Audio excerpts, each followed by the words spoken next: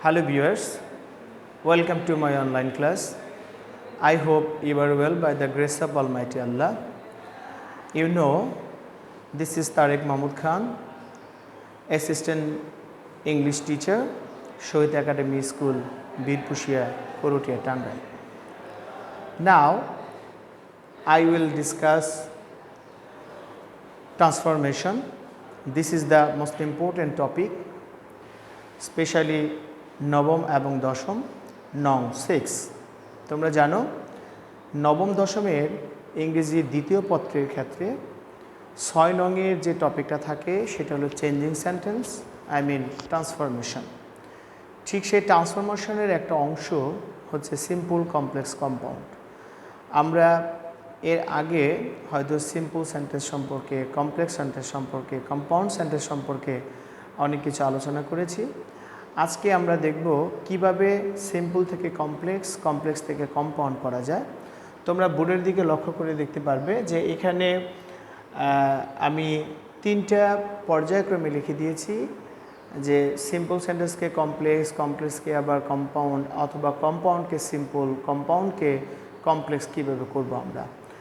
কারণ হলো 3টা যদি আমরা একত্রে করতে না পারি তাহলে অনেক সময় পরীক্ষায় কোনটা থাকে এটা কিন্তু আমরা সহজে বুঝি না যে কোনটা থাকবে। আমি টিচার হিসেবে সহজে বলতে পারি না যে এইটাই আসবে, কমপ্লেক্স আসবে, সিম্পল আসবে বা কম্পাউন্ড বলা যাবে না, যে কোনোটা আসতে পারে। তুমি যদি পারো তাহলে 3টা একত্রে চেঞ্জ করবে, তাতে তোমার সহজে ভুলবে না। তাহলে আজকে মূলত আমি যেটা সিম্পল সেন্টেন্সে যদি বাই প্লাস আইএনজি থাকে, সিম্পল সেন্টেন্স যদি বাই প্লাস আইএনজি থাকে, তার মানে ভার প্লাস আইএনজি, এরপর একটা অবজেক্ট থাকবে, তারপরে আমার দ্বিতীয় সেন্টেন্স সাবজেক্ট, ভার এবং অবজেক্ট, এটা হলো সিম্পল সেন্টেন্স। একটু লক্ষ্য করো যে এখানে আমি একটা সেন্টেন্স লিখেছি, এই সেন্টেন্সটা হলো বাই টেকিং এক্সারসাইজ রেগুলারলি। তার মানে শুরুতে বাই আছে, বাই, তারপরে আছে আমার ভার প্লাস আইএনজি, যেটা আমরা রুলের মধ্যে লিখে দিয়েছি আমি, তারপরে আছে এখানকার একটা অবজেক্ট, এটা অ্যাডভার্ব, কমা, তারপরে এখানে দেখো এই দ্বিতীয় সেন্টেন্সটা আছে এখানে। অবভিয়াসলি এটা একটা সিম্পল সেন্টেন্স। তোমরা জানো সিম্পল সেন্টেন্স হচ্ছে যে সেন্টেন্সে একটা মাত্র সাবজেক্ট এবং একটা মাত্র ফাইনিট ভার্ব থাকে, অর্থাৎ সমাপিকা ক্রিয়া থাকে, তাকে সিম্পল সেন্টেন্স বলা হয়। ক্রিয়া অনেক থাকতে পারে কিন্তু ফাইনিট ভার্ব থাকে একটা, সেটি হলো সিম্পল সেন্টেন্স।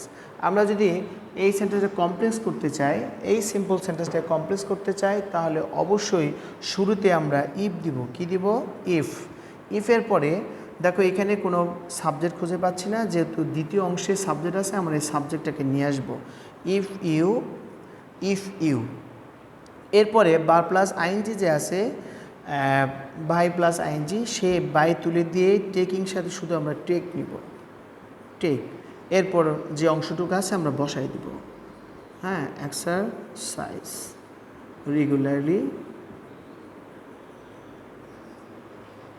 একটু লক্ষ্য করো যে এখানে দেওয়া আছে যে বাই প্লাস আইএনজি সিম্পল সেন্টেন্সে, এটাকে আমরা যদি কমপ্লেক্স করি তাহলে আমরা ইফ দিচ্ছি, শুরুতে ইফ অর্থ যদি, এবং এরপরে আমরা দ্বিতীয় সেন্টেন্সে সেই সাবজেক্টটাকে ধরে নিয়ে আসবো, তারপরে এই বাই প্লাস আইএনজি যেটা আছে, বার প্লাস আইএনজি, সেটা আইএনজি তুলে দিয়ে শুধু ভার্বের প্রেজেন্ট ফর্ম দেবো। টেন্স, এটা যদি পাস্ট টেন্স হতো তাহলে এখানে হতো পাস্ট ফর্ম, এটা যেহেতু প্রেজেন্ট টেন্স আছে তাই এখানে আমরা প্রেজেন্ট ফর্মে দিয়েছি।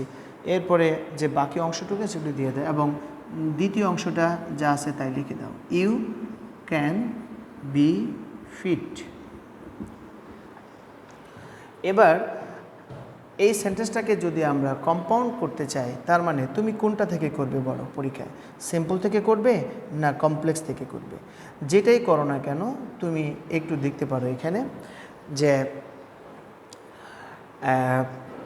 আমরা প্রথমে কি দিব, এই সেন্টেন্সটাকে, তার মানে দ্বিতীয় সেন্টেন্সের সাবজেক্টটা নিয়ে আসি, ইউ টেক এক্সারসাইজ যা আছে তাই দিয়ে দাও, এক্সারসাইজ রেগুলারলি, অ্যান্ড যেহেতু একই সাবজেক্ট আছে তাহলে আমরা এখানে আর দিব না, অ্যান্ড ক্যান বি ফিট। দেখো এই সেন্টেন্সটা, তার মানে কম্পাউন্ড সেন্টেন্স যখন করতে যাব অ্যান্ড দ্বারা হবে। এখানে আমি বোল্ড অক্ষরে অ্যান্ড লিখে দিয়েছি, যেহেতু বোল্ড অক্ষরে দিয়েছি তার মানে বুঝতে পারবে প্রথম সেন্টেন্স অ্যান্ড দ্বিতীয় সেন্টেন্স। এবার যদি আমি ইউটা পরে দিই তাও কিন্তু আমাদের হবে, অথবা এটাকে আমরা এমন করতে পারি যে প্রথমে আমরা ইম্পারেটিভ করে ফেলবো, টেক এক্সারসাইজ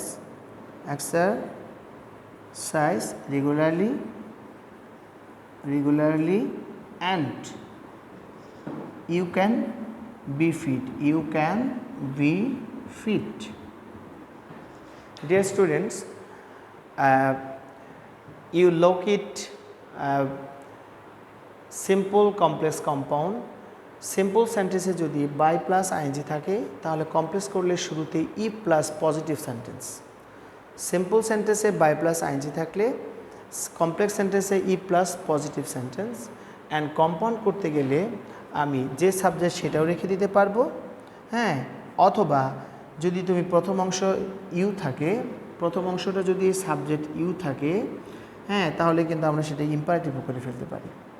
ওকে, তার মানে বাই প্লাস আইএনজি কমপ্লেক্স করলে ইফ প্লাস দ্বিতীয় সেন্টেন্সটা নিয়ে আসবো, আইএনজিযুক্ত ভার্বের প্রেজেন্ট ফর্ম বসাবো, যেহেতু পরেটা প্রেজেন্ট ফর্ম আছে, যদি পাস্ট টেন্স হতো পাস্ট ফর্ম দিব। এরপরে আমরা পরে যে অংশটুকু আছে এভাবে আমরা দিব। ওকে, আমরা আরেকটা উদাহরণের দিকে যেতে পারি।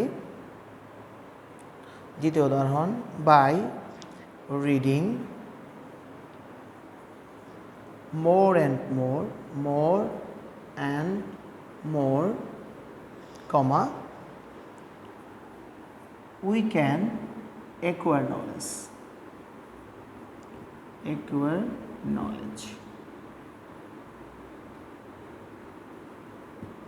Obviously, this is simple sentence. By reading more and more, we can acquire knowledge. একটু লক্ষ্য করো, যেহেতু এখানে বাই প্লাস আইএনজি আছে, বার প্লাস আইএনজি, তার মানে অবভিয়াসলি এটাকে যদি আমরা কমপ্লেক্স করি তাহলে শুরুতে আমরা কি দিব, ইফ। একটু লক্ষ্য করো, ইফের পরে আমরা কি করব, ওই দ্বিতীয় সেন্টেন্সটা নিয়ে আসবো, ইফ উই। তাহলে টেক ইন যেহেতু প্রেজেন্ট টেন্স আছে তাহলে রিডই থাকবে, ভার্বের present form, we read, if we read more and মোর, হ্যাঁ, এরপরে কমা তুলে দিয়ে এখানে আমরা এখানে কমাটা দিব আর কি। তারপরে আমার দ্বিতীয় সেন্টেন্স যা আছে তাই, we can acquire knowledge.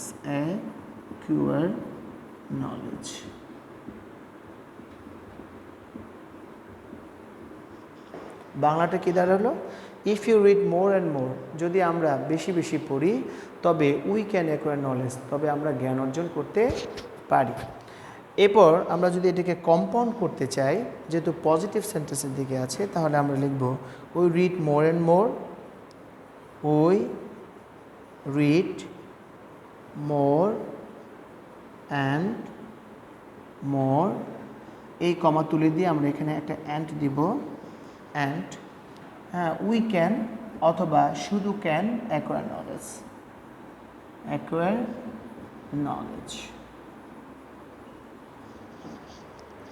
Dear viewers, তোমরা লক্ষ্য করতে পারছো যে বাই যুক্ত সিম্পল সেন্টেন্স যদি বাই প্লাস বার প্লাস আইএনজি থাকে, এই সেন্টেন্সটাকে কীভাবে আমরা কমপ্লেক্স করতে পারি। মূলত একটা জিনিস মনে রাখতে হবে, বাই প্লাস বার প্লাস আইএনজি মূলত অ্যাফার্মেটিভকে নির্দেশ করে থাকে, তার পজিটিভ অর্থ প্রকাশ করে থাকে, আর তাই পরের সেন্টেন্সগুলো কিন্তু অ্যাফার্মেটিভে রাখতে হয়।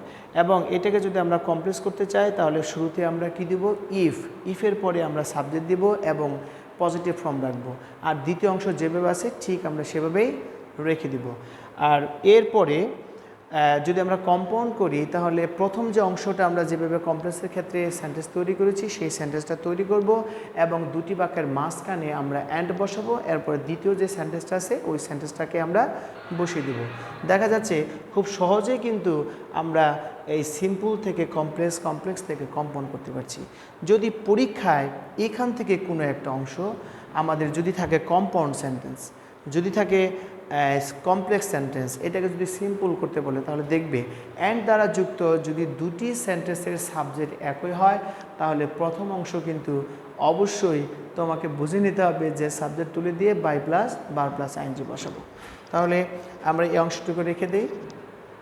তো এভাবেই যদি আমরা একটু চর্চা করতে থাকি বাসায় বসে বসে, আমার ক্লাসটাও যদি একটু অবজারভেশন করো তাহলে কিন্তু খুব সহজে তুমি বুঝবে যে কিভাবে অ্যাট এ টাইম 3টা রুলস একত্রে তুমি শিখতে পারছো, তাতে তোমার যেভাবে আসুক না কেন পরীক্ষায় সেটা কিন্তু তুমি করতে পারবে। কখনোই কিন্তু সিম্পল থেকে কমপ্লেক্স বা শুধুমাত্র কমপ্লেক্স থেকে সিম্পল এভাবে শেখা যাবে না, 3টা একত্রে শিখতে হবে, তাহলে তোমার মনে পড়বে না। আশা করছি আজকের ক্লাসটা তোমরা বুঝতে পারছো। আবার এর পরবর্তীতে আরেকটি ক্লাস আমি তোমাদের নিয়ে উপস্থিত হব, ঠিক same topics, simple complex compound, এবং তোমরা আমার সাথেই থাকবে। আল্লাহ হাফেজ।